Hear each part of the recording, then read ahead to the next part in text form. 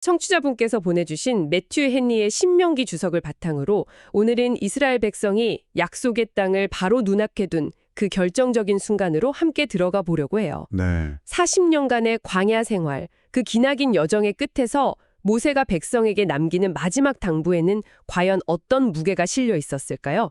이게 정말 중요한 지점인데요. 모세의 말이 단순히 우리 과거에 이런 일이 있었지? 라며 회상하거나 네네. 미래엔 모든 게 잘 될 거야 라고 막연히 약속하는 걸 넘어서거든요. 그런 게 아니군요. 어떻게 하면 주어진 이 엄청난 복을 잃지 않고 계속해서 누리며 살아갈 수 있는지 아주 구체적인 사용 설명서를 제시하고 있는 셈이에요. 오늘 우리는 그 핵심을 함께 파헤쳐보겠습니다. 사용 설명서라는 표현이 확 와닿네요.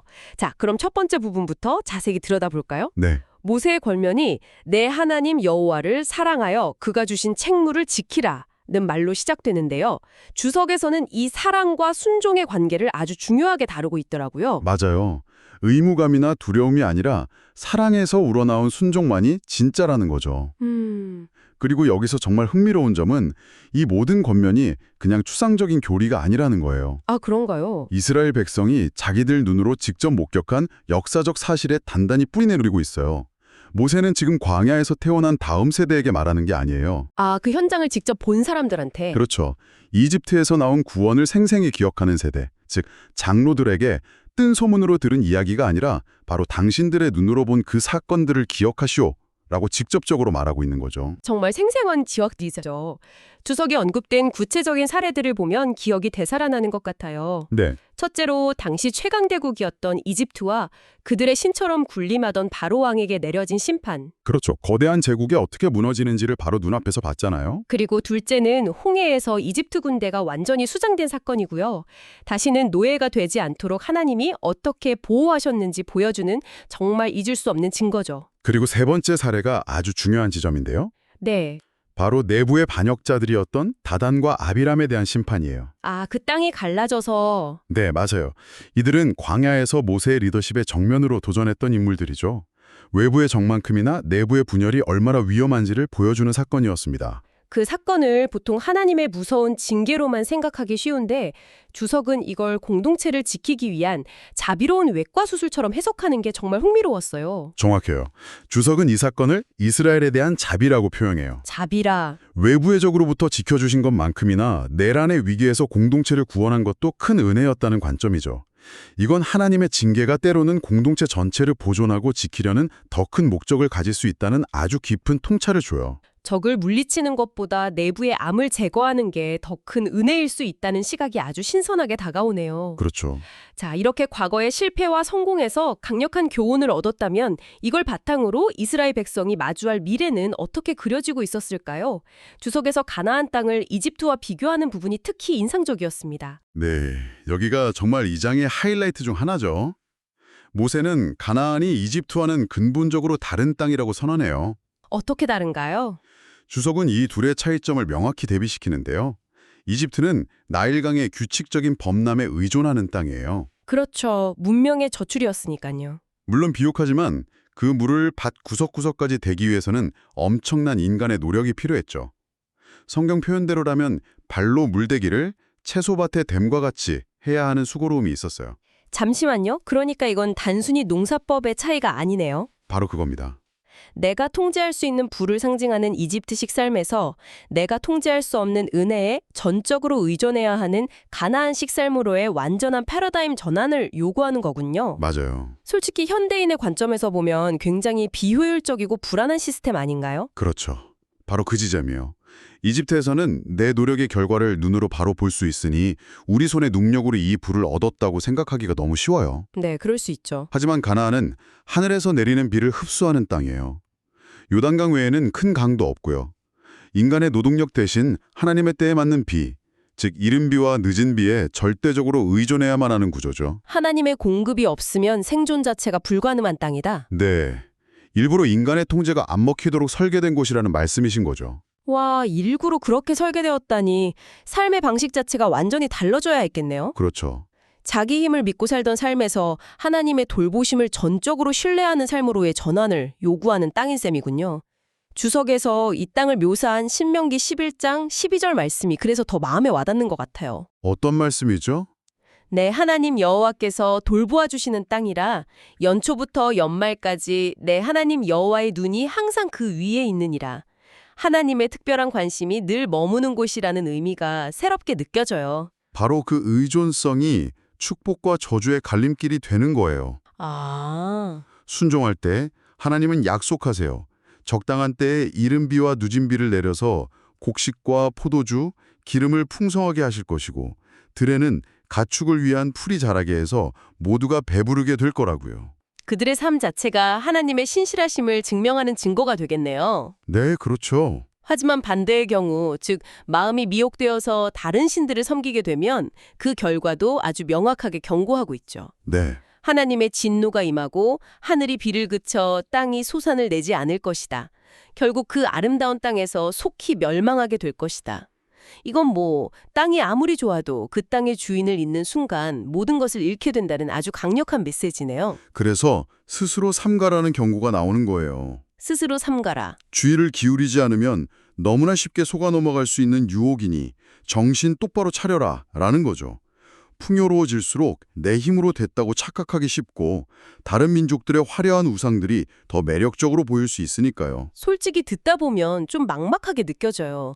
하나님을 사랑하고 순종하며 살아라 라는 건 좋은 말이지만 40년 동안 광야에서 기적을 체험하며 훈련받았던 사람들도 끊임없이 실패했잖아요. 네, 그랬죠. 이걸 매일의 삶에서 잊지 않게 할 만한 뭔가 현실적인 장치가 있었을까요? 아주 좋은 질문이에요. 모세도 그걸 알았기 때문에 아주 구체적이고 실천적인 세 가지 방법을 제시해요. 어떤 거죠? 주석은 이 지침들을 신앙을 보존하는 핵심 원리로 설명하는데요. 첫째는 나의 이 말을 너희의 마음과 뜻에 두라는 거예요. 마음과 뜻에 두라. 네. 그냥 머리로 아는 지식을 넘어서 마음의 창고에 잘 쌓아두어서 어떤 상황에서든 즉시 꺼내 쓸 수 있게 하라는 거죠. 삶의 운영체제로 삼으라는 말과 같아요. 두 번째는 말씀을 눈에 고정시키라는 거군요. 손목에 매어 기호를 삼고 미간에 붙여 표로 삼으라는 상징적인 표현처럼요. 맞아요. 또 집 문설주와 바깥문에 기록해서 드나들 때마다 보라고 하고요. 요즘으로 치면 스마트폰 배경화면에 중요한 문구를 띄워놓거나 자주 쓰는 노트북에 포스트잇을 붙여두는 것과 같은 원리네요. 정확합니다. 삶에서 시선이 가장 많이 가는 곳에 하나님의 말씀을 두라는 아주 실용적인 조언이었군요. 늘 하나님의 판단 기준이 우리 눈앞에 있게 하라는 거죠. 그렇군요. 그리고 마지막 세 번째는 혀를 하나님의 말씀을 위해 사용하라는 거예요. 혀를요? 네. 주석은 특히 자녀들과 함께 있을 때를 강조하는데요. 집에 앉아 있을 때든지, 길을 갈 때든지, 누워 있을 때든지, 일어날 때든지, 언제 어디서나 이 말씀을 가르치라고 해요. 아, 세상에서 살아갈 기술이나 예의 범절을 가르치는 것보다 하나님을 섬기는 법을 가르치는 게 훨씬 더 중요하다고 말하는 거죠. 자녀 교육의 최우선순위를 명확히 정해주는 거예요. 말씀을 마음과 눈과 혀, 즉 생각과 시선과 언어의 중심에 둘 때 하나님은 정말 놀라운 번영과 성공을 약속하시네요. 그렇죠. 그들의 날이 하늘이 땅을 덮는 날과 같을 것이고 주변의 모든 민족이 그들을 두려워하며 어떤 원수도 그들 앞에 서지 못할 것이라고요. 네. 하나님의 말씀을 지키는 것이 단순히 개인의 영적 성장을 넘어서 국가의 안위와 번영과도 직결된다는 약속이군요. 주석은 이렇게까지 말해요.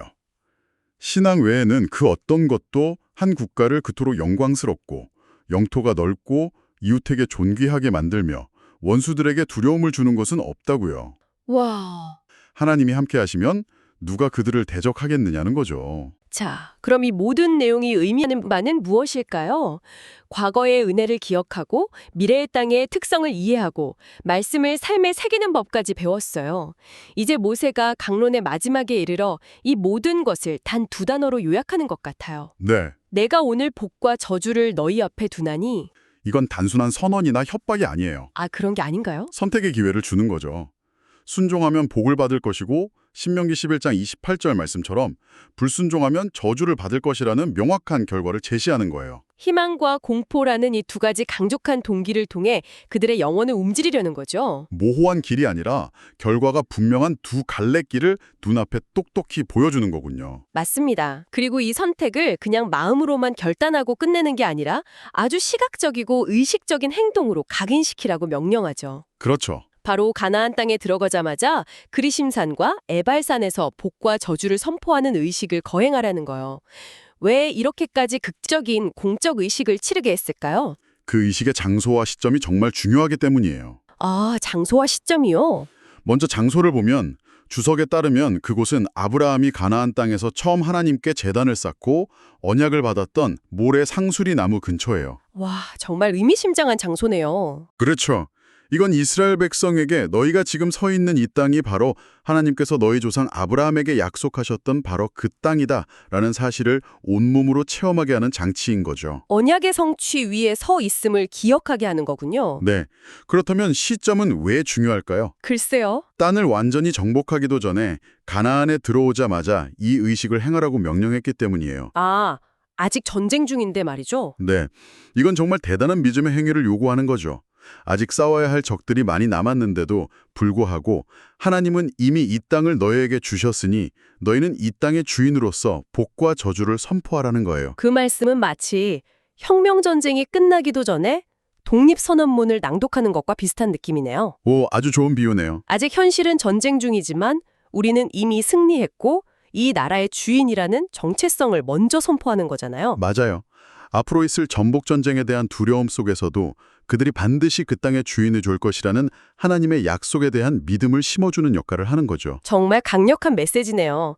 그 의식을 통해 그들은 단순히 땅을 차지하는 정복자가 아니라 하나님의 법을 따라 살아가는 언약 백성으로서의 정체성을 확립하게 되는 거군요. 네, 바로 그렇습니다. 오늘 신명기 11장에 대한 메투엘리의 주석을 통해 약속의 땅에 들어가는 것이 끝이 아니라 새로운 시작이라는 것을 다시 한번 보게 되네요. 네, 과거의 은혜를 기억하고 하나님의 돌보심에 전적으로 의존하는 법을 배우고 말씀을 삶의 모든 영역에 채우는 것.